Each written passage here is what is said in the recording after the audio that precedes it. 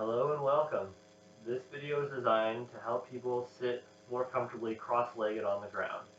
So the props that I have handy are a pillow, and if you have a yoga block, that's great. If not, a book or something that's block-esque like Blockus will totally work. When we're doing yoga, we want to breathe deeply and slowly through the nose with a slightly constricted throat, like you're fogging a window, but with the mouth closed.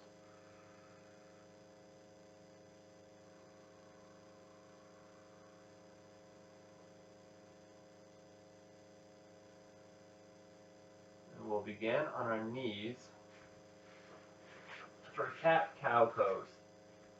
So the wrists are under the shoulders, the knees are under the hips, the whole hand is pressing into the mat with fingers spread wide, and we inhale and look up at the ceiling, and exhale, round the back towards the ceiling, tuck the chin and the tailbone in, exhale completely out, reverse and inhale, looking up with the eyes, exhale, round the back, press the back into the ceiling, and as we inhale, our arms spiral outward. So the elbows point back, the elbow pits point towards forward. Exhale once more, rounding the back. And then come to neutral. We're going to go to a child's pose. This is where you can have a block for under your forehead. Child's pose, we sit back on the heels, and depending on your flexibility, you may like to have a small block, you may want to have a larger block, you may have no block, but wherever you are, just continuing that deep breath, and this is a gentle release for the low back. So concentrating on the low back and sending your breath to fill that area on the inhales, and then releasing on the exhales. Check in with your jaw, your forehead, see that you can stay relaxed. Releasing any tension. And then come on back up onto all fours. And we're going to come down onto the belly with the elbows underneath you. This is called Sphinx pose. So our hands are again fingers spread wide, and as much as you can, try to lift the heart forward and up to get length. So we're taking the ears away from the shoulders, growing the neck, breathing, exhale, come down, plant one hand on either side of your ribs, and we're going to push up a little bit taller. Potentially you come to here, maybe this is good. If you'd like, you can press your feet into the mat and bring your knees off and look up. This is called upward dog. Inhaling, exhale, come back onto the hands and knees, and we're going to go back to downward dog. So from here, I'm going to bring my hands forward a little bit, curl my toes under. Again, hands are spread wide, the whole hand is pushing into the mat. My arms rotate externally, and then push your legs towards straight. So the action of downward dog is hands pressing into the mat to send your hips back and up, almost as if somebody had a belt around your waist or a towel or something, and they're pulling your hips up towards the ceiling and back towards the back of the room. So that weight goes up to the hips and down towards the heels. And we breathe.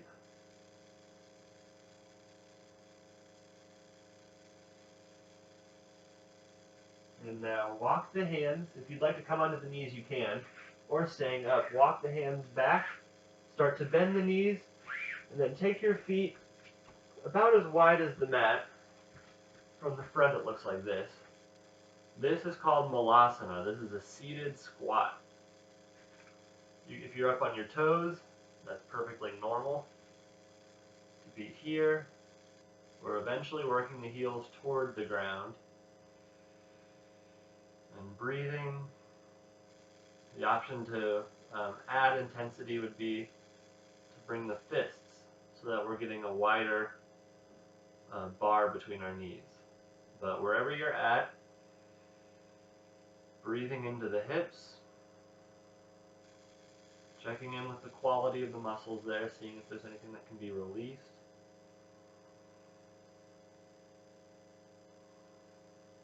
Good. And then we're going to come into a lunge. So from Malasana, you can come back onto hands and knees. Take the left leg forward. The right knee is back. And we'll sink the hips down, bringing the chest up and forward. Again, letting the crown of the head reach forward so your spine is extending, is lengthening. As your hips sink down and forward, feel the stretch. Send breath into the hips. And come back, walk the hands back, switch the leg. And we'll do the same thing here. Again, being mindful to keep the shoulders out of the ears. Sometimes this kind of a rounding, shortening can happen, and we want as much length as possible.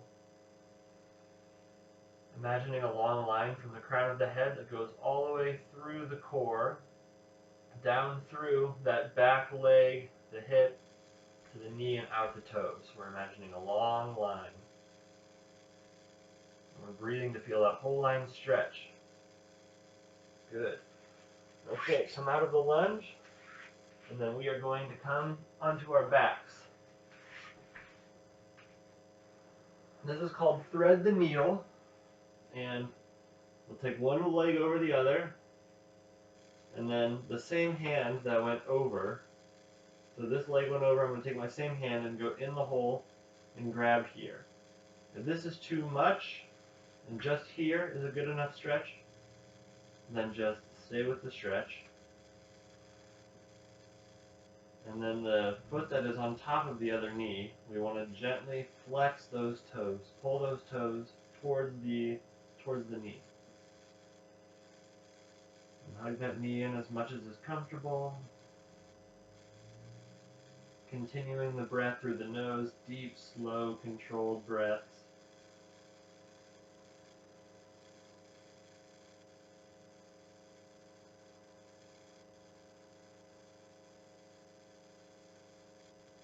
And one more breath.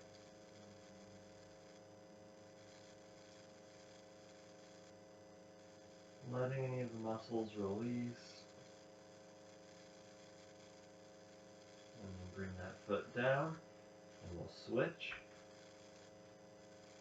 So again, the same leg that is on top of the other, that hand goes through the hole. You may notice that one leg is more flexible than the other, one hip.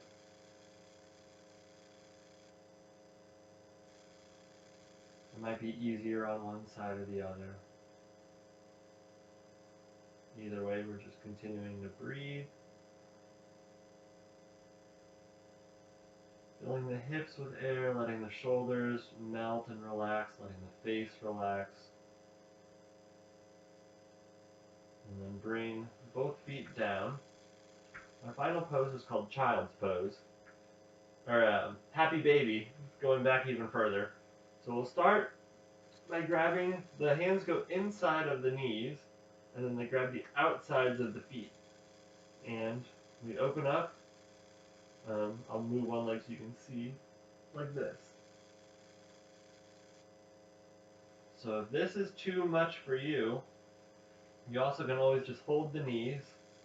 If you're holding the knees, you might play with slowly letting them float away from your shoulders. Or if you're in the Happy Baby, you can just hang out here We're bringing a very slight rocking motion, continuing to breathe, feeling the hips stretch, inner thighs, and then bring the legs down. We end with a Shavasana.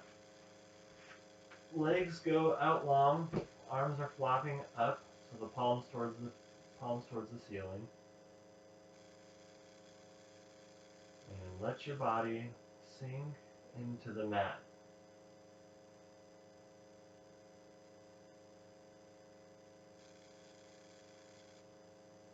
Here we let go of any controlled breathing and let the body just breathe naturally. Absorb the benefits of the practice.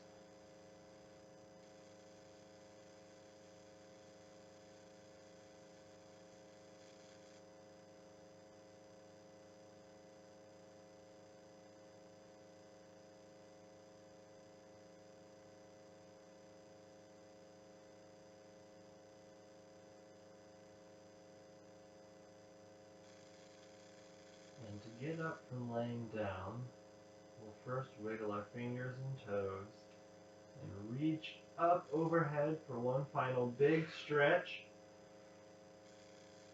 And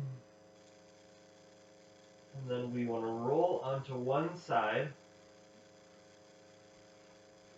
pausing here, pressing into the ground or the mat to come up to seated. And then here is where you can take your pillow. Sometimes, if trying to sit cross-legged, we might be back like this, and so bringing the hips up on something helps us to come a little more vertical. So find yourself in a comfortable cross-legged position, and we're going to practice for just 1 minute of sitting. So imagine that there's a string again from the crown of your head that lifts up. So you get a sense of lift, lengthening through the whole spine, and then let everything else around that center beam just fall. Just relax.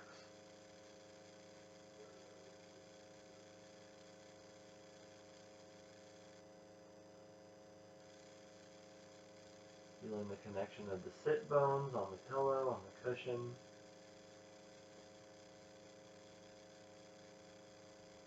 Feeling that gentle sense of lift throughout the core of the body.